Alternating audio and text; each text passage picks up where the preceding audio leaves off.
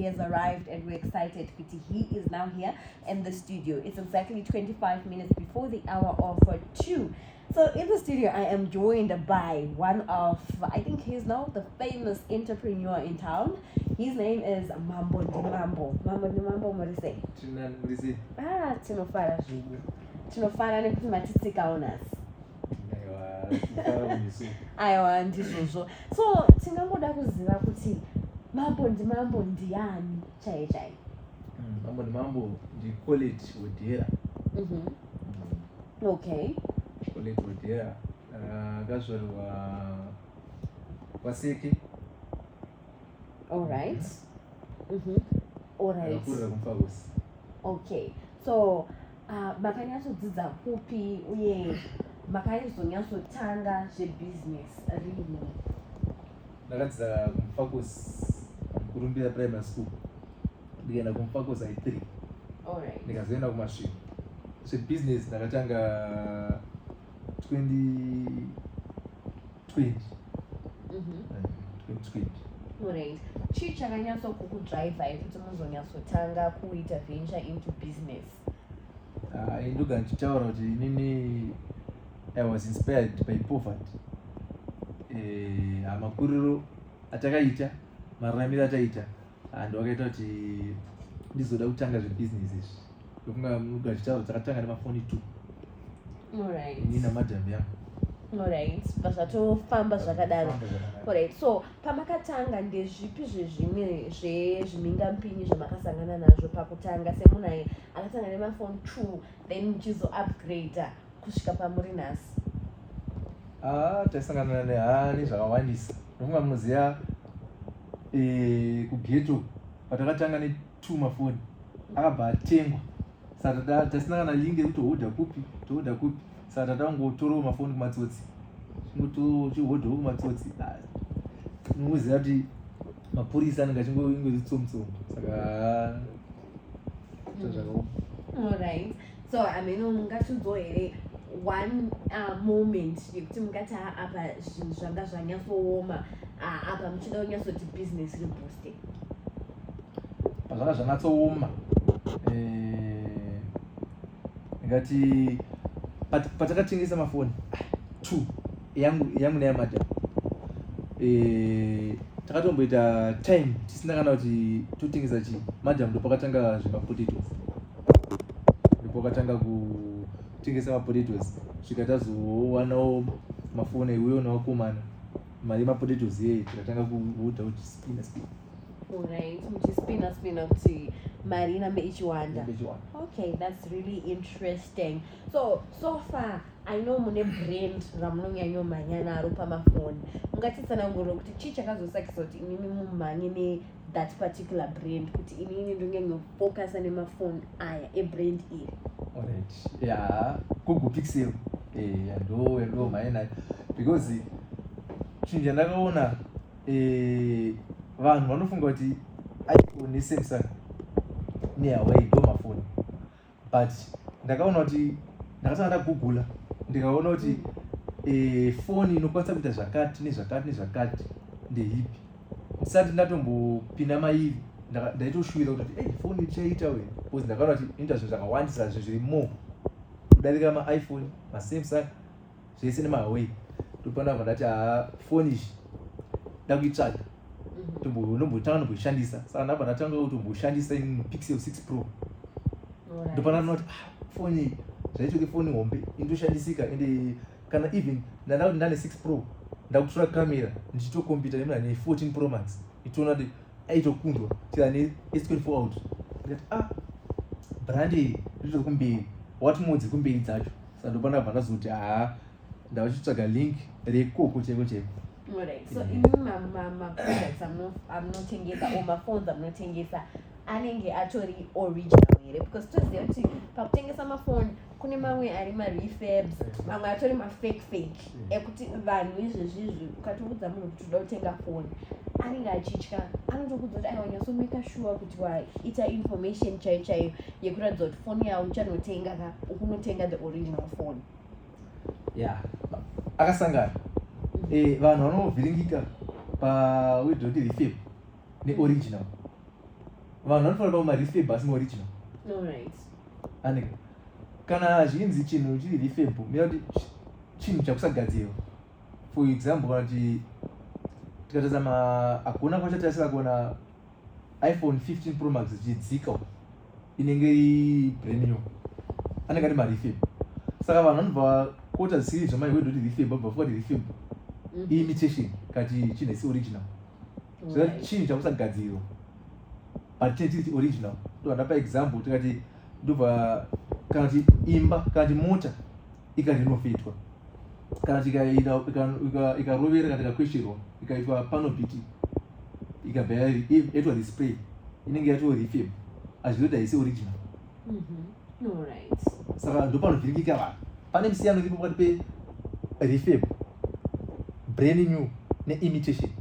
Kana chinhu chinzi chiri-refab zvezvinoda hachisi brand new. Chinhu ichocho chine zvimwe zvinhu zvachakaiswa chakarenovhetwa something. Hachisi brand new. Chine zvinhu original zvakai zviripo. But imitation zvinhu zvada kuimitata. Saka mafoni ukaona achiti munotengesa ma-imitation, ukaona munhu uchitengesa ma-imitation zvimafoni ndo zvimaclone zvakaimitatwa. Okay. But kwete marefab. Refab i-original phone but inenge yambodzokera kufactory, inenge yakafakana something painogadzirwa. Alright. Okay, thank you so much for actually teaching us ipapo, because vanhu tinoita kakutya kuti foni chaichaiyo kana kuti haisi foni chaichaiyo, because vazhinji vanotenga foni yekuti inotaura kuti ine 64 gig but iyo zona ine 8 gig. So people are now scared kuti ndonotenga foni here kana kuti ndodii. So maybe we have seen how you have actually become more popular, I think, in town panyaya dzemafoni. Chii chinoita kuti muve more popular uye chii chamunonyatsoita kuti muattract vanhu vanouya vachitenga mafoni kushop kwenu? Inini ndogara chitaura kuti vakada kutedzera vanobhuruka. Inini ndoona kuti foni $100 ende vamwe vanogona kuva vachiita $100. Ini ndogona kuti hanhasi ndakazvifunga ndakumatengesa nema-50 kana ma-$40. Andika because inini ndine mwoyo wekuda kublesa kupa. Saka kupa une chingoita ndogona kuti ndikabuda munhu ongoti mambo ndogona kuti okandi $50. Andika ini ndobva ndati alright ndapa munhu 50 but pane mumwe munhu akundifollowa kuti anouya kushop kandi munhu iyeye anenge achida kutenga foni but hana mari yakakwana. Ndo vanhu vanozoti nhasi kana nhasi ndakazvifunga ndangoblesa kana vanhu 10 mafoni ema-100 ndoda kusimacha ma-50. Saka chipo kuti ndatoblesa vanhu 50 zvangofana nemunhu uye wandaita se wandapa mari. Saka muona kushop wangu chizara chimwe chinhu chandakaona business hadidi kugaira kuti oda kubva utopfuma uta profit times 2. Zvinani upushe ma-volumes udye kaprofit kadiki uchise zvinhu zvakawanda. Saka muchiona kushopa wangu chigara kwazara because inini hakuna chinhu chinodhura. Alright, so zvese zviri affordable. Okay, that's interesting. So I understand kuti imimi wose munhu arimo mu-entrepreneurship zvii zvamungada kuudza vamwe vanhu vachiri kutanga business, maybe ringava remafoni or any type of business, advice yamungape kune vechidiki vada kutotangawo mabhizimusi ndeapi? Advice yandovapa ndeyekuti business chekutanga unoda trust, kuva legit. Ndofunga mukaona inini every day ndosenderwa mari paEcocash painbox pamukuru nevanhu vari out of Harare ende mafoni avo ndobva ndavatumira. Business unoda trust. Uva netrust nemacustomers business rinokura ende ndochinhu chekutanga ende macustomers hadi kunyepera kuti kana une chinhu chisiri original obva wati original ende munhu iye akatenga akaona ndavharwa panapa pamwe munhu aifanira kuunza kana kuti vanhu 20 vanhu vatomira. Saka macustomers anoda chokwadi. Kana ungauita business ripi neripi zvinobudira vanhu pachokwadi. Okay. So ndakaona zvekare kuti hamusi kungoita zvemafoni chete, even kubhora muriko futi.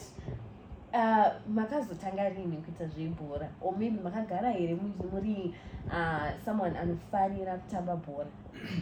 Bhora ndaitamba zva, ndaitamba, but ndakaona ndofamba kuona team inonzi Mambo Mambo FC.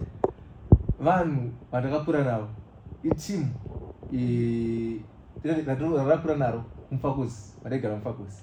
Saka ndangoti as a way yekuredusa madrugs, parangoti omana ikatingofoma ingatingoti tigadzire team zvese zvanenge muchida tirese tichiita as a way to reduce vanhu kudhakwa. Panangoti ngatingoitei, patatobhadhira majezi, masocks zvese, panangoti panapa team yakutonzi Mambo Mambo FC. Every weekend hapana kuswera kumaraini, toenda kupi? Toenda kubhora. Iteam iyeyo ito vanhu ndakakura navo and ndovamwe vatatotamba navo bhora. Panangoti sezvo inini ndane mukana wekuti ndikubata tumari, saka ndakuchiita zvese.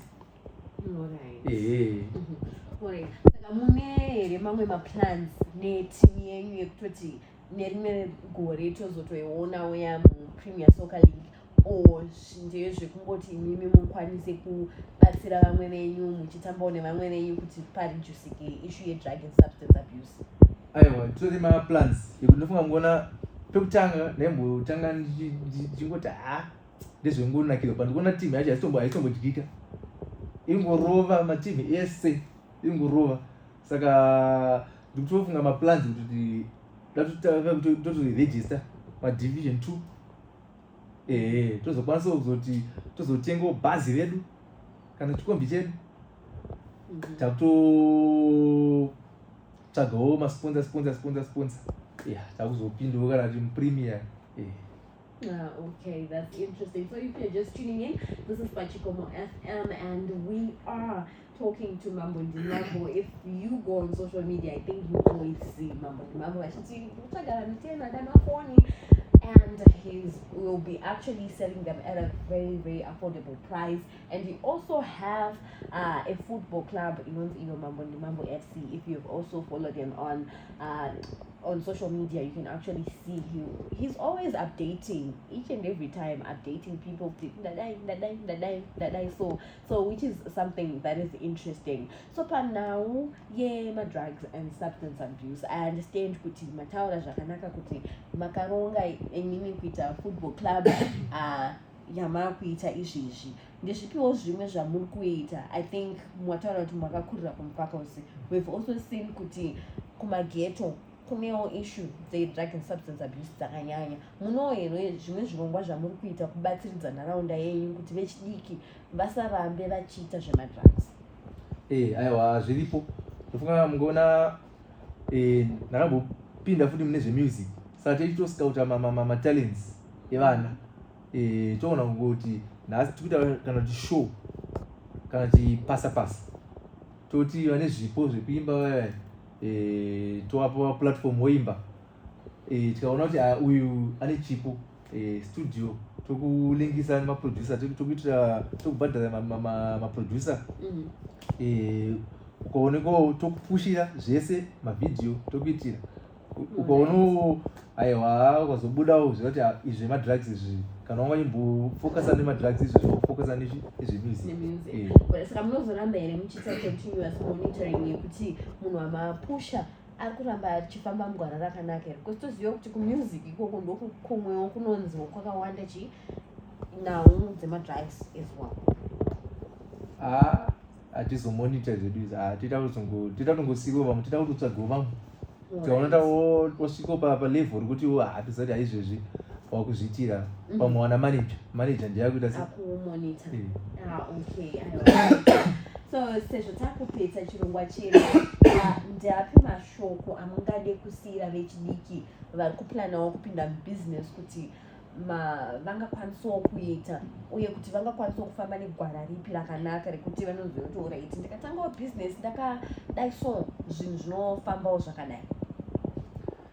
Mashoko andovaudza ndekuti chese chinhu chaunoda kutanga chine madiscouragement akawandisa saka unotombodzikisirwa kutonzi zvinhu zvakuita izvi hazvibude zvakadhakwa unosangana nemanegative nemapositive macomments anenge achisangana nawo saka hazvidi kuteererwa ukaona watotanga chinhu iwe ngofunga kuti chinhu yada kutanga ichi make sure hakuna munhu ada kutanga chinhu asina inspiration unototanga uroona kuti but unenge akazviita uyu nenge anondiinspire saka ukaona kuti mambo nemambo akabudirira nemafoni kati akabudirira nekutengesa saka asi zvakatanga ne2 mafoni inini ndikatanga nezvinhu zvishoma izvi chii ndakadzikisirwa inini ndichasvikwa pakaita pakasvika because iye hana kutanga kadai saka nongoti izvozvo musabvume kudzikisirwa chinhu chawatanga ingofokasa nacho ende hakuna chinhu chisingabudi ende kana wafunga kutanga chinhu futi tsvaga strategy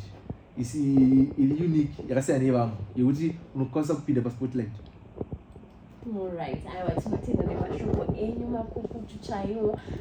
You know what, we were interacting with the Mambo in the studio as he is our lunchtime vibes guest for today. And you know what, it's quite interesting. So guys, make sure don't tell yourself that you cannot do anything. You can do anything through Christ who strengthens you. So make sure that you just start. Chingototanga. Nyango une one phone yacho iyoyo. Chingototanga. You see kuti ma results anenge akamira say. And also kuti business rinoda discipline. If you're not disciplined, you will not go far. But if you're disciplined, you will go very, very far. And right now it's 9 minutes after the hour of 1. And yeah, we're about to get to 2 p.m. as we'll be telling you some